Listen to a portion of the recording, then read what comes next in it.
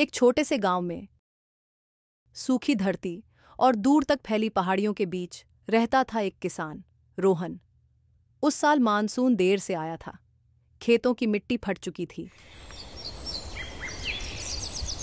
और आसमान बस धूल से भरा था।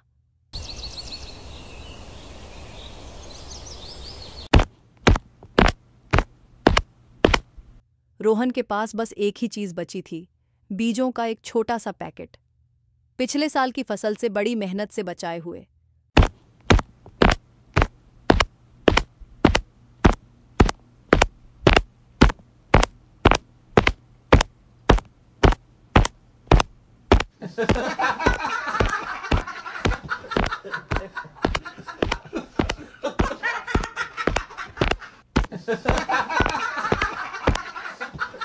इतने कम बीजों से क्या होगा? पड़ोसी हंसते थे, लेकिन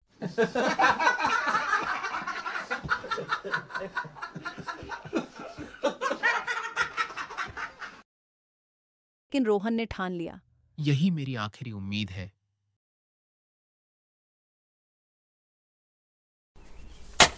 उसने खेत का एक छोटा टुकड़ा चुना, मिट्टी को मुलायम किया और हर बीज को बहुत ध्यान से बोया।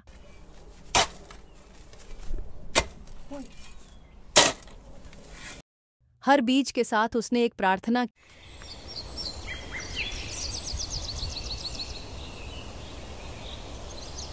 हे धरती माँ, इस छोटे सपने को जीवन देना।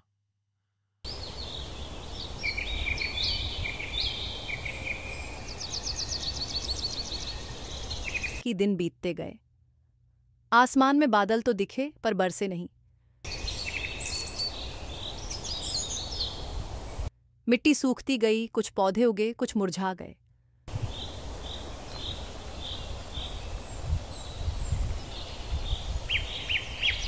रोहन का दिल भारी था, लेकिन उम्मीद अब भी जिंदा थी।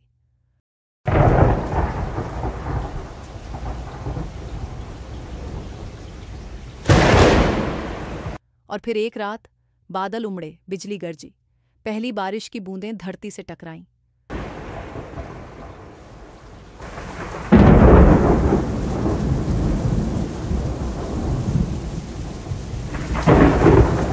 रोहन की आंखों में खुशी चमक उठी, लेकिन किस्मत ने अभी उसे परखा नहीं था।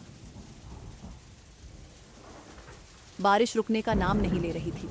खेत में पानी भर गया, पौधे डूबने लगे, ऊपर से कीड़े आ गए, पत्तों को कुतरने लगे। रोहन का दिल बैठ गया। तभी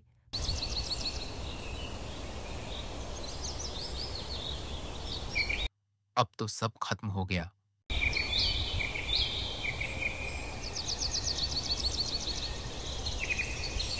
पास के गांव की एक बुजुर्ग औरत वहां से गुजरी।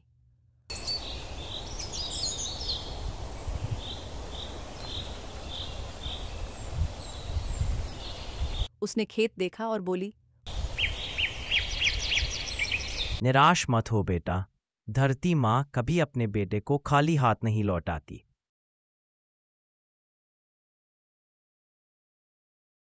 उसने बताया, राख और नीम से कीड़े भगाओ और खेत में छोटी छोटी मेड़े बनाकर पानी को बहने दो।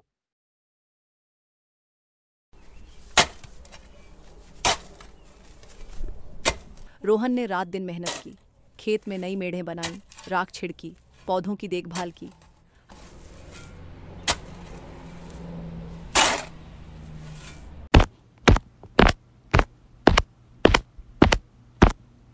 हर सुबह वह फिर से खेत आता, नई उम्मीद के साथ।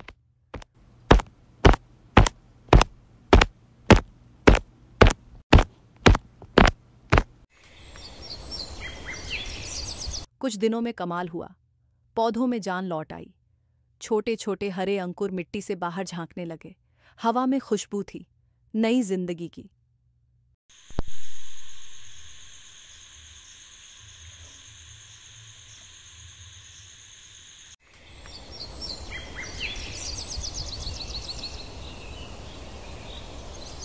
जब फसल कटी तो रोहन की आंखों में आंसू थे। फसल उम्मीद से ज्यादा हुई थी। उसने कुछ बीज अपने पड़ोसियों को दिए और उम्मीद बांटने से बढ़ती है।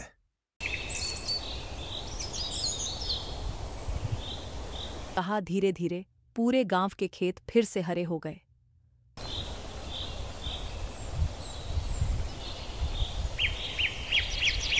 जो लोग पहले हंसते थे अब सीखने लगे। हर घर में फिर से हंसी लौट आई।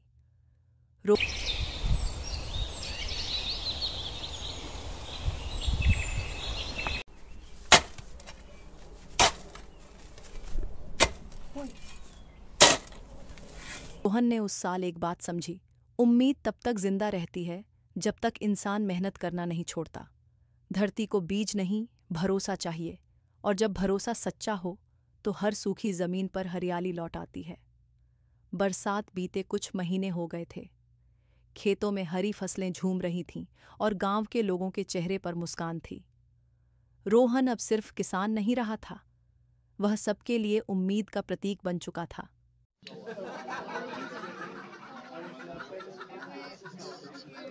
My dad's side family for Thanksgiving.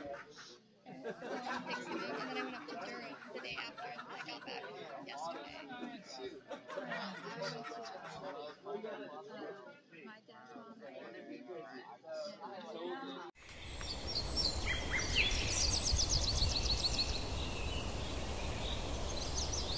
हर सुबह वह अपने खेत की मिट्टी को हाथ में लेकर सूरज की तरफ देखता, जैसे पूछता हो, लेकिन जिंदगी हर बार आसान नहीं होती। अब आगे क्या सिखाएगी धरती मुझे? इस बार बारिश समय पर नहीं आई। धूप तेज थी, मिट्टी सूखने लगी थी। गांव के लोग घबराने लगे। शायद इस बार फसल नहीं होगी। पर रोहन शांत था। उसने कहा, धरती ने पहले भी सिखाया है, भरोसा रखो। उसने अपने खेत में नया तरीका अपनाया। टपक सिंचाई, ड्रिप इरिगेशन और नमी बचाने के लिए घास से ढकाई, मल्चिंग। बाकी किसान हैरान थे, पर रोहन बस मुस्कुरा रहा था।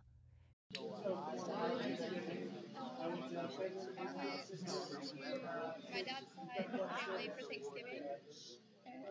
Thanksgiving, and then I went up to Durham the day after, and I got back yesterday. कई हफ्तों तक सूरज आग बरसाता रहा। पानी कम था, पर रोहन ने हिम्मत नहीं छोड़ी।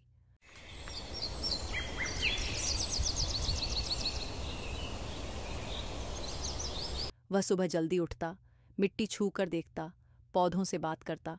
धीरे धीरे खेतों में हल्की हरियाली लौटने लगी। बादल अभी भी दूर थे, पर उम्मीद पास थी। एक शाम जब आसमान लाल हो रहा था, अचानक ठंडी हवा चली। पहली बारिश की बूंदें गिरीं। रोहन ने आसमान की तरफ देखा। धरती और बादलों के बीच जैसे कोई पुरानी दोस्ती फिर से जिंदा हो गई। फसल झूमने लगी और मिट्टी की खुशबू पूरे गांव में फैल गई। रोहन ने उस साल समझा, मेहनत करने वाला हमेशा मौसम का इंतजार नहीं करता, वो मौसम को बदलने की हिम्मत रखता है। धरती हमेशा परखती है, पर जो उससे बात करना जानता है, वो कभी हारता नहीं। सूरज की ढलती किरणें और हवा में झूमती फसलें। धरती सुनती है। अगर तुम सच्चे दिल से उससे बात करो